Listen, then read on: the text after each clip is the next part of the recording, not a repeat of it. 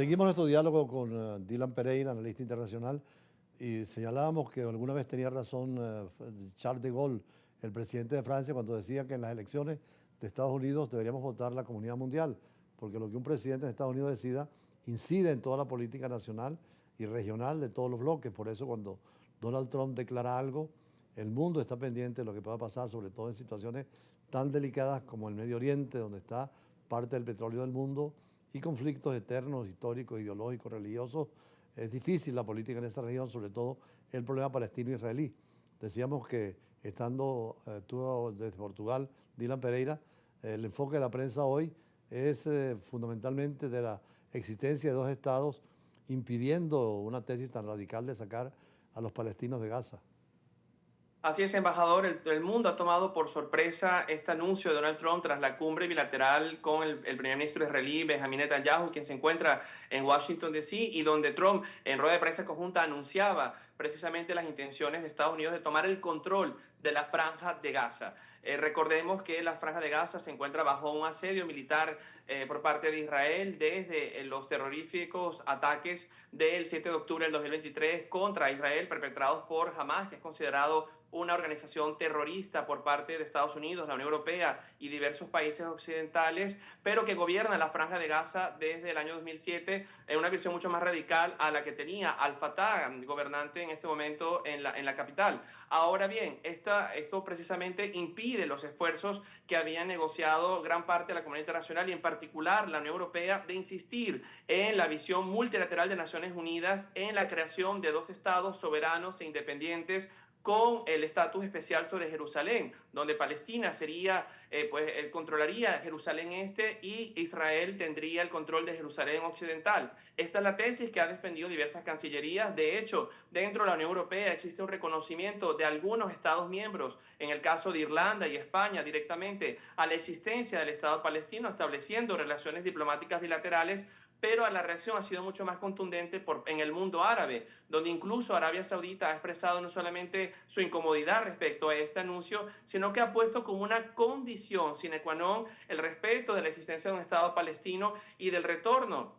de la población desplazada, que suma más de medio millón de personas en el último año a Gaza, a la zona norte de Gaza, para establecer relaciones bilaterales con países como Israel. Recordemos que en la primera administración, uno de los grandes logros en política exterior en el Medio Oriente de Trump había sido los llamados acuerdos de Abraham, donde Israel abría relaciones diplomáticas con diversos países de la región, entre incluso Marruecos, abriendo esta posibilidad de una convivencia y coexistencia pacífica en la región. Esta nueva realidad, naturalmente, que crea un cisma en la geopolítica del Medio Oriente y podría cambiar para siempre la historia del conflicto árabe-israelí. Bueno, son especulaciones que hacemos como analistas de situaciones de hecho, pero que hay que ver cuál es el próximo paso en la diplomacia más allá de la declaración del Ejecutivo. Por cierto, también el mundo está preocupado con los aranceles que el presidente Trump ha venido señalando, aunque modificando la actitud frente a México y Canadá, pero muy dura frente a China, que también ha respondido, y en el caso de la Unión Europea, como señalábamos, hay discrepancias en este punto. Así es, embajador. Donald Trump, como lo prometía a lo largo de su campaña presidencial, está utilizando los aranceles como su principal instrumento de política exterior. Y de hecho, esta presión que realizaba en un primer término a dos socios orgánicos con naturales a Estados Unidos, como es el caso de Canadá y México, donde pues imponía este 25% de aranceles a todas las importaciones provenientes de este país, pues ha sido retrasado por un mes, precisamente por esta labor diplomática, en particular de la presidenta mexicana Claudia Sheinbaum y del primer ministro canadiense Trudeau, que han ofrecido a cambio algunas modificaciones en sus políticas, particularmente migratoria. México enviando más de 10.000 efectivos militares a las fronteras con Estados Unidos para ayudar en los esfuerzos de proteger la migración regular y evitar la migración irregular hacia Estados Unidos. Y en el caso canadiense, pues enfocado en este nuevo plan de fronteras de 1.3 billones de dólares que anunciaba Trudeau para fortalecer la lucha contra el narcotráfico y particularmente en materia del fentanilo, que es un motivo de gran preocupación en todos los Estados Unidos de América. En el caso chino, pues la respuesta ha sido mucho más radical. China también amenaza con imponer aranceles hasta de un 15% a bienes estadounidenses tan sensibles como el petróleo, en el cual pues naturalmente tendrá una repercusión en las cadenas de suministro a nivel internacional. Y en el caso de la Unión Europea, pues persiste una gran preocupación de esta eventual imposición de aranceles de un 10%.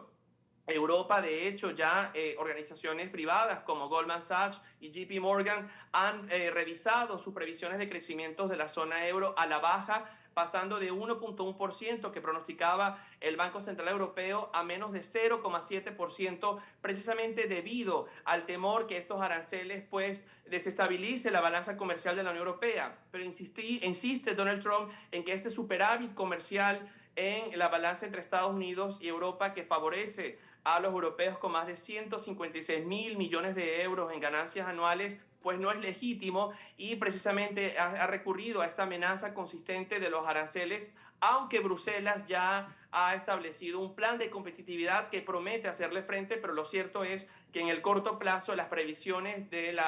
desempeño económico de Europa se ven altamente comprometidas. Finalmente, Dylan Pereira, tú que estás terminando un ciclo de estudios, un consejo a los venezolanos, nos han preguntado ahora con las dificultades que hay para estudiar en Estados Unidos, ¿qué ofertas tiene Europa en la Unión Europea con criterios comunes para sobre todo maestrías y doctorados y especializaciones? ¿Cuáles son los requisitos? Naturalmente, embajador, que esta materia de cooperación educativa sigue siendo central en la agenda de la Unión Europea. Existen diversos programas financiados por diversos Estados miembros que apuntan hacia esta labor, y es necesario que persistan porque precisamente en la construcción de esta visión de una ciudadanía global que permita abordar los temas desde lo multilateral, desde el consenso, desde la negociación y la mediación, es una cultura que necesita ser promovida hoy más que nunca ante un escenario de tanta polarización y radicalización en diversos contextos sociopolíticos. Por lo cual es importante que esta loable tarea de estudiantes y profesores siga adelante, y allí de hecho desde la revista Diplomacia también estamos promoviendo con otras instituciones académicas y usted por supuesto, embajador Pineda, una serie de programas que seguirán siendo enfocados en esta materia. Bueno, la Academia Diplomática Iberoamericana precisamente está en esa dirección, ofreciendo alternativas, pero también el trabajo de reconocimiento de estudios en otros países y en otros continentes que nos ayuden a abrir horizontes, sobre todo cerrándose en la perspectiva de Estados Unidos. Europa se ha abierto hacia el tercer mundo y especialmente América Latina. Gracias a Dylan Pereira. Nosotros seguimos con entrevistados en el campo internacional, en Brújula, esta tarde, y vendremos con un tema que es también la diplomacia de la belleza venezolana en el contexto internacional y la economía.